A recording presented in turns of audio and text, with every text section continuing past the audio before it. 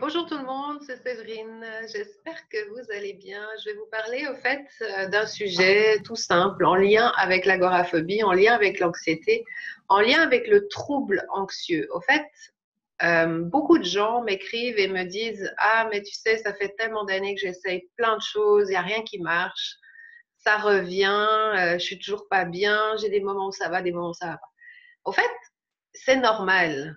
C'est normal d'avoir à gérer ses émotions du mieux qu'on peut. On n'est que des êtres humains. Et finalement, ce qui est idiot, c'est de rester dans une situation qui nous empêche de faire des choses. Ce qui est idiot, c'est de finalement se contenter d'une vie à peu près. Ce qui est idiot, c'est finalement de laisser passer tellement d'événements où on est vraiment déçu, on est frustré parce qu'on ne peut pas participer. En tout cas, on est convaincu qu'on ne peut pas y participer. Donc, il y a en fait une espèce d'évolution que j'ai moi-même vécue. L'agoraphobie a duré 15 ans dans ma vie. À partir du moment où j'ai compris ce que je faisais faux, j'ai travaillé très dur pour changer mon état d'esprit. Et tout le monde est capable de le faire. Simplement, certaines personnes ont besoin d'être accompagnées et c'est là ma force aujourd'hui. Je connais ce que vous vivez, je sais exactement où ça bloque. Bien sûr qu'il n'y a aucune baguette magique. Et ce qui est assez intéressant, c'est de se dire que finalement, je pense que toute sa vie, on doit vraiment travailler sur ce qu'on veut. C'est tellement plus simple de se laisser aller, c'est tellement plus simple de subir sa vie que de finalement de se dire non, attends, là, ok, il y a ça qui va pas, mais j'ai envie d'aller mieux, j'ai envie de comprendre pourquoi je suis comme ça, j'ai envie de découvrir d'autres choses. Je peux pas me contenter d'une vie à peu près. C'est mon cas, c'est ce qui m'est arrivé. Et au fait, ce dérèglement émotionnel n'est tout simplement qu'un trouble anxieux, c'est-à-dire que c'est pas à vie. Arrêtez de me dire c'est fini, ça va être comme ça tout le temps. De toute façon, ça fait déjà 10 ans que j'ai ça, donc j'y crois pas. Arrêtez cet état d'esprit qui vous a dit que ça allait durer encore jusqu'à la fin de votre vie. C'est sûr que si vous pensez comme ça va se passer. Voilà. Mon coaching et la façon dont j'accompagne les personnes qui ont envie de se bouger est très punchy dans le sens où je suis pas là pour vous caresser dans le sens du poil, je suis pas là pour comprendre tout ce qui s'est passé dans votre passé, je suis pas une psy. Moi, je suis là sur du concret et du rapide. Moi, je veux des résultats. Je suis une entrepreneur, j'ai envie que ça bouge, j'ai envie de me dire, OK, si je rentre dans cette formation, je veux voir des résultats. Je propose ça à mes clients parce que je veux qu'ils se bougent. Je veux qu'ils puissent se dire, ah ouais, ok, là j'ai compris, si je fais ça comme ça, j'aurai ça, si je fais pas ça, j'aurai pas ça. C'est très basique, mais on est tous des êtres humains et on se décourage très vite. Les croyances limitantes sont vraiment très fortes pour certaines personnes. Il faut vraiment arriver à faire la part des choses entre tout ce qui est rationnel et irrationnel.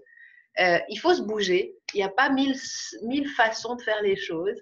Il faut avoir son pourquoi qui est très clair.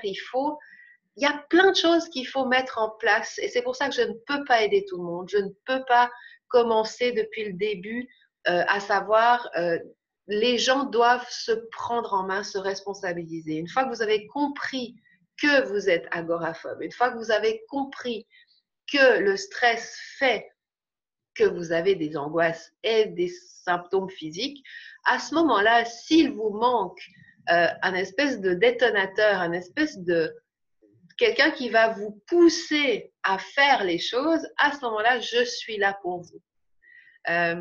J'ai dû passer des heures, des années, je peux dire, en thérapie, à lire, à remplir ma bibliothèque, à suivre des formations, à me former pour comprendre pourquoi je faisais les choses de cette manière et pourquoi ça ne marchait pas. Et plus je me posais des questions, pourquoi, moins j'avais de réponses. C'est quand même assez hallucinant. Au bout d'un moment, c'est sûr, il y a des choses à comprendre, mais il y a aussi une façon de changer ses habitudes. Nous sommes nos habitudes. C'est pas notre passé, c'est pas notre mari, c'est pas notre ex-conjoint ou notre belle-mère ou le chat du voisin.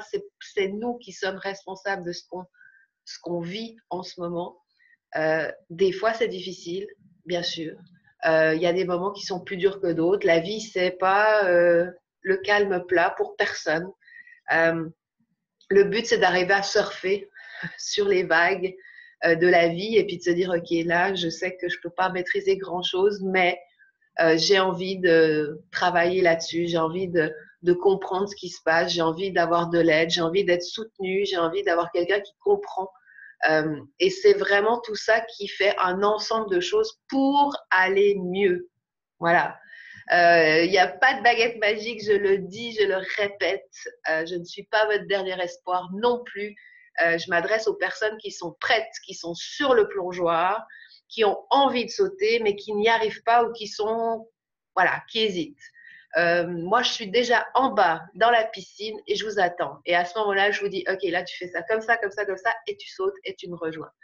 L'image, elle est exactement c'est celle-ci. Donc, je ne peux pas m'occuper des gens qui sont à l'autre bout de la piscine en train de s'acheter des glaces ou en train de se bronzer parce qu'ils ont décidé que c'était encore pas le moment. Ça, je ne peux rien faire et peut-être parce que simplement vous n'êtes pas encore prêt. Le jour où vous êtes prêt, contactez-moi. Je peux vous assurer qu'il va y avoir du changement dans votre vie et que vous allez enfin comprendre ce qu'il y a après la peur. Je vous dis à bientôt. Salut.